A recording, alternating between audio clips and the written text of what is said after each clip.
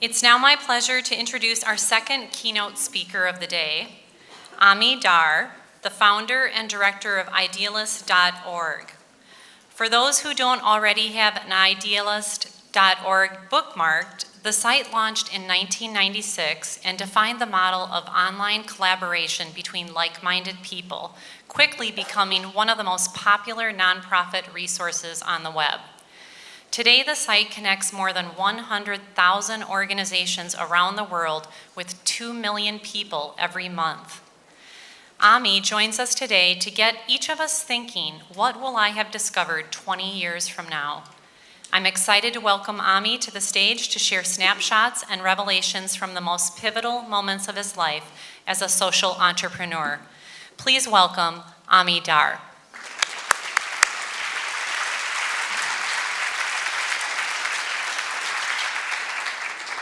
Hello. Oh, whoa. I'm still, most pivotal moments of my life. Okay. Not personal, I guess. Okay, so hello, everyone. How many people are familiar with Idealist.org? I'm just curious. A whole bunch. Cool. So if you're not, I think there are fewer things more boring than talking about a website. So if you're not familiar with it, check it out later. It's basically, as you said, it's this big global database of nonprofits who can post volunteer opportunities, events, internships, every country in the world except North Korea, I think, last count. Seriously though, in English, Spanish, and French, idealistas, idealist, and idealist, and people come every day to sort of find ways to get involved in their communities all over the world. So check it out later if you want to. What I want to do today is two things. One, and if I speak too quickly, just slow me down. Two things. One, tell you a little bit about why I started this 20 years ago and what still keeps me going 20 years later. It's a long time. And second, share with you just 5 or 6 things that I would have loved to know when I started. I have made, we all make lots of mistakes. And sometimes I wish there were 5, 6, 7 big things that I had known the day I started. And hopefully 1 or 2 of those will be useful to you. Okay, so about people and boards and time and money and focus and stuff like that, very specific. So, I was born in Israel, in Jerusalem, a long time ago. When I was 3, my parents took me to Peru for their reasons. When you're 3, they just take you, you don't go, you don't get to decide. And then we went to Mexico after that, and I grew up there until I was 15. And I don't know why exactly, by the time I was 7 or 8 years old, I was sort of a little social justice freak. I was like, why are there poor kids in the street who are like us? Why do we have food and there are kids begging outside? Why?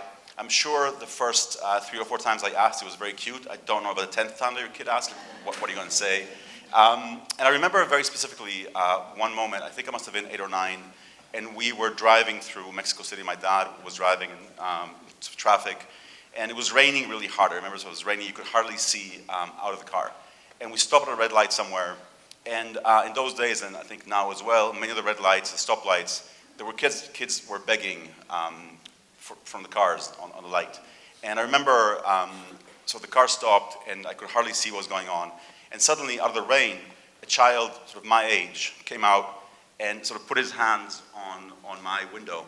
And so his face was sort of an inch from mine. I was inside, he was outside. And he clearly somehow wanted me to help him.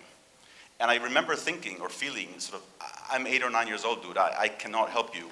But I remember feeling that I should be able to do something. And that feeling of that disconnect between the desire to do, that gap between my intention and my ability to actually take action, that very much stayed with me. And so that just kept get stronger over time. Then when I was 15, we went back to Israel high school. And when I was 18, there was 3 years of compulsory military service, then and now too. So I joined the army. And a year later, this sort of second thing happened that became another lifelong obsession. A year into my service, I was stationed with a unit that was sort of on the Israeli-Syrian border. And you've all seen those scenes in movies, sort of minefields and watchtowers and barbed wire. And my job was to be up on this watchtower 8 hours a day with a telescope, looking at the other side if anything was going on, which of course nothing was going on, but you're supposed to stand there all day and look out. And cell phones hadn't been invented. We were forbidden to read. You're 19 years old. You're 8 hours on your own on the tower. Your mind wanders. And one day I remember having this flash, this thought that made me laugh out loud because it was childish, but also sort of felt true. And where this came from was that having joined the Army, also in high school, but certainly after a year in the Army, it was sort of clear to me that in my little unit, there was a whole range of guys. There were these guys on one side who I could pretty much trust with my life. And one way that that sort of expressed in my mind was that if those were the guys that would give me their last pair of dry socks if I needed it, okay? On the other side, you had a couple of guys that would steal my last pair of socks if they needed it, okay? And that was sort of the range of humanity with these 20 guys that I was with. And some of you are laughing because you felt that in your life in other situations. And so one day I'm up on this tower and I'm sort of observing.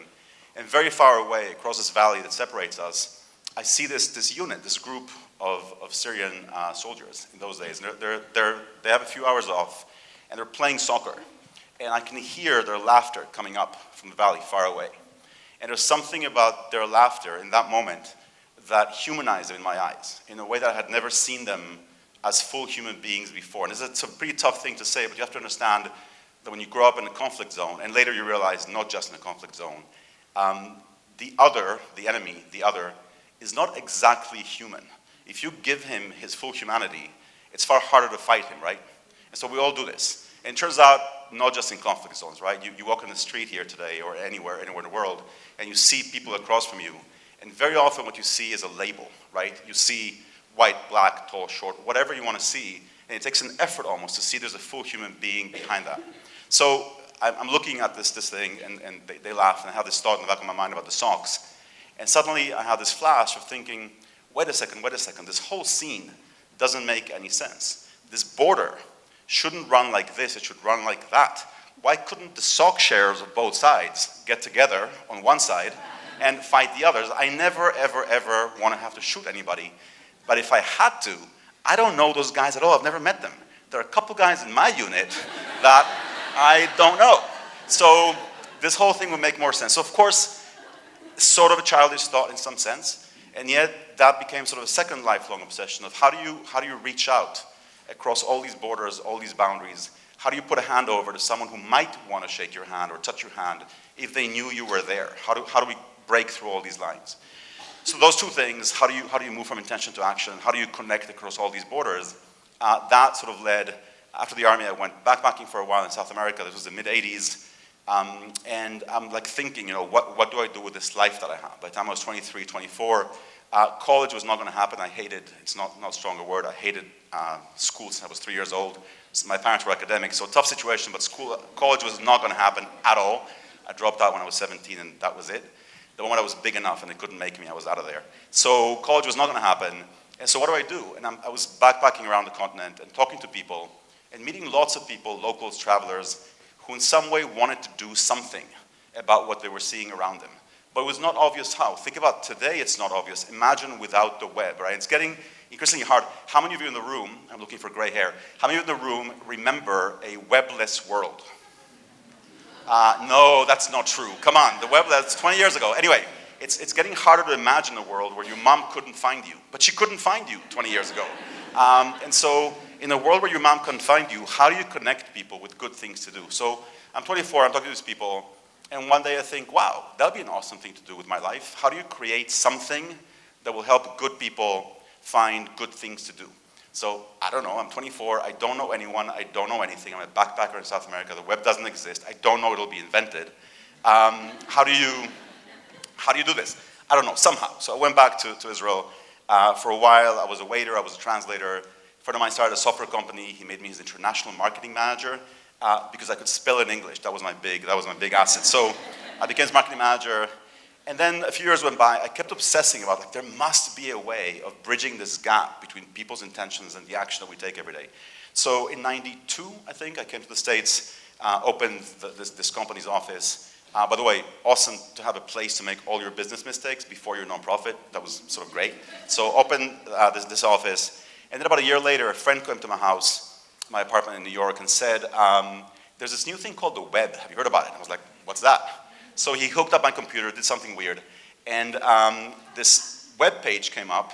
Some of you may remember this. There was a year between when the web was invented until the graphical web was invented. By Mark Anderson, where all it was like glinting text, green sort of text on the screen. That was it. And one word glinted more than the others. So he clicked on that, and that was a link. When he clicked on it, it went somewhere else. And I was like, yes! I've been waiting for this thing for 20 years. It was created just for me for 10 years. And then Idealist sort of started from there, and here we are. So that's the sort of short story of how that happened. Important things I've learned that I'd love to leave you with at least a couple if they're useful to you. So people, we have a staff of 50 right now, about half in New York, half in Portland. Our whole technical team is here. If there are Python developers in the room, we want to talk to you, or JavaScript or whatever. If you have good friends that are great developers, we're looking for them. So that's here, and then the other half is in New York. You have a business, you have a nonprofit. You have to hire people. Everyone says that. Everyone says people are the most, cliches are true. I mean, your mom says them because they're true, right? But yes, so people are the most important thing, yes. Two important things about people. One is that you basically interview someone 2 or 3 times, then you hire them. You're essentially getting married after 3 dates. I mean, that's the sort of situation. What's going to happen is your intuition, I think, really matters, and skills matter. We like to hire, the way I put it is kind and interesting people who make me laugh. That is sort of the summary of who I'd love to have with me. I have to spend more time with them than with my girlfriend. It's really important who they are. I have to travel cross-country with them. I have to spend my whole day with them. I want to like them. It matters to us a lot. So you hire people. Once in a while, you'll make a mistake. You can do your best at hiring. You will make hiring mistakes once in a while. And there are all these studies that show how the great companies differ from the middling companies, not in how many mistakes they made. It's human. You will make mistakes. It's in how quickly you correct them. And those of you, some of you are going to nod right now because you've been there on both sides. When you hire someone, you don't know. You're making a bet based on those 2 or 3 or 4 interviews. 2 or 3 weeks later, you know. It's fascinating. 2 or 3 weeks later, the first couple of assignments, the first couple of staff meetings, you have a sense if you're correct or not. And usually, that person will start growing on you, and you're like, yeah, this is great. Or you're like, oh my God, we made a mistake, okay? One really wonderful sign that you made a mistake, you find yourself talking about that person more than about anybody else, right? So when you have excellent people on staff, what are to say about them behind their back with other managers? They're great. There's nothing much to say. The person you keep talking about, and you're wasting time just talking about that person again and again, huge red light. Now the thing is that if after a month or 2 you know, on average, companies, businesses, etc., after they know, they take about a year to fix the mistake. And there are good reasons for that. If you fix your mistake, if you basically say this is not working, this is not a good fit, a month later, you're acknowledging your failure, publicly and privately, right? You have to put that ad out again. And you're like, wait a second, didn't just hire someone? What happened?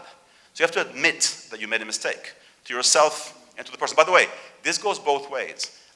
When you join a company sometimes, I don't know how many of you have been there, you can also realize after 2 or 3 weeks that you've made a mistake. It's like they told me that they all go home at 5 every day, and here we are at 8 and no one has left. This guy yells at me all the time. What's up with that? And most people don't leave, right? How many people have the courage to call their mom and say, Mom, that job I got 2 weeks ago, I quit today. You did what? So people will stay for 4 or 5 years bitter in a job they've hated since week 2. So don't do that. Quit. Easier said than done. Quit. Watch, what's that thing? American Beauty? When the guy quits. Anyway, quit. So that's one. So fix your mistakes quickly. One small test, again, how much you talk about the person. Second small test is if you're managing people, once in a while, this is a scary thing to say, you'll see in a second why. Once in a while, look at a list of your whole staff, make a list of your whole staff, think about each person. If this person were to resign tomorrow, would I be upset or would I be relieved? The same as with any relationship in your life, right? Would I be upset or would I be relieved if they left? And if the answer is that you'd be relieved, you should probably do something about it, like with any relationship in your life. Anyway, without getting into that. So, this is so it's scary because don't go back now and fire somebody just because I said this. But make a list and think about it once in a while. It's important. So that's people. Boards that are sort of related to people. And boards, I know some of you are nonprofit, some of you are not nonprofit. So 2 quick things about boards on both sides of that divide. One, the board, and we don't think about this often enough as founders and entrepreneurs, the board is the only legal entity in the world that can separate you from your dream. Never forget that. The board can fire you It is the only entity in the world, and they can fire you in theory, legally on day one. You found your board, they have a majority, you're one. Next day, they can fire you. So that's one small thing to remember. Second thing about boards is that to decide in advance what kind of board you want. So if you do like a really simple sort of quadrant, involved, not involved, helpful, annoying, you want to aim for certainly the helpful side. You don't want the uninvolved, unhelpful board. Absolutely not.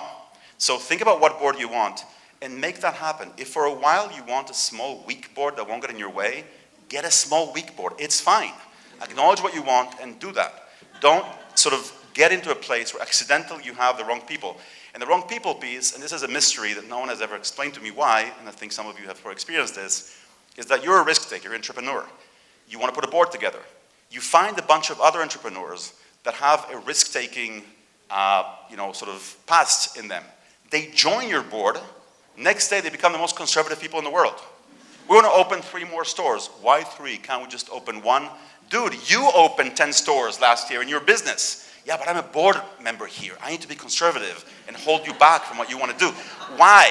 So be really careful with finding people who will see it as their responsibility to be conservative and stop you from moving forward with your dreams. Okay, so that's board. Money. 2 quick things about money, business and nonprofit. Business, exactly what they were saying here earlier. People very often talk about what's your business model, and that, to my eyes, there's a sort of slight difference there. That can lead to all kinds of like airy answers. Oh, we will, I don't know what. When I meet people who run a business, I prefer asking, who are you invoicing for what? Who are you billing for what? Don't business model me.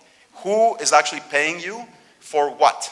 And when you start a business, I think, that's the single most important question to ask yourself. What are we going to sell to whom? Who's going to pay us for what? The dream of an exit and stuff like that, that happens sometimes. Those are the lucky ones. You can't start a business with the idea of getting lucky. You have to start your business with the idea of selling something to someone. That might sound obvious, is I think really important. On the nonprofit side, there's a huge, sad, bitter irony, and I'm saying this on purpose like that, which is that there are people who grow up in the world, and for some reason, other reasons, they're a little bit uncomfortable with money, ever since they're like kids. And so they hear this thing called nonprofit. Like, ooh, I'm going to join the nonprofit world because it's not about money. And I don't have to think about money when I'm there. And of course, you guys are laughing, horrible mistake. No other world except possible academia, so trying to get grants, is more obsessed with money than a nonprofit world. In the for-profit world, if you don't have money, you go bust. It's very easy. And in the for-profit company, think about Google. People at Google don't worry about how do we buy the next, whatever, pencil, okay? The pencils it's okay, there's money. That's why they're successful. In the not-profit world, not about money, you're obsessed with money. And so be careful, don't become a nonprofit because you don't want to deal with money, not gonna happen. And one thing, if you do start a nonprofit, to learn some basic accounting. It's amazing how many people you meet who actually can't read a balance sheet, can't read a simple P&L. It's your blood, this is what keeps you going. So being on top of your money, really, really important. A business model if you can, if not, that's okay. But really being on top of your money. Lastly, almost, time is money, etc. Actually, it's not. We only have 24 hours in a day, no matter how rich and powerful and whatever, only 24 hours in a day. And lots of cliches, time management books and stuff like that.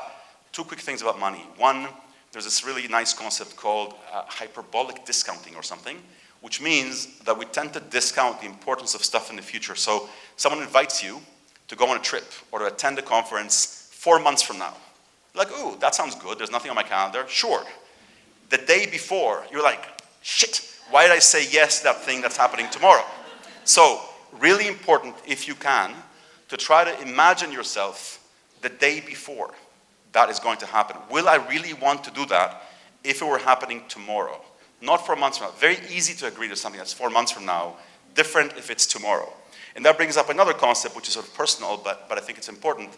There's this idea in economics of sunken costs, and it's really, really important because it goes against the grain of what many of us were taught as kids.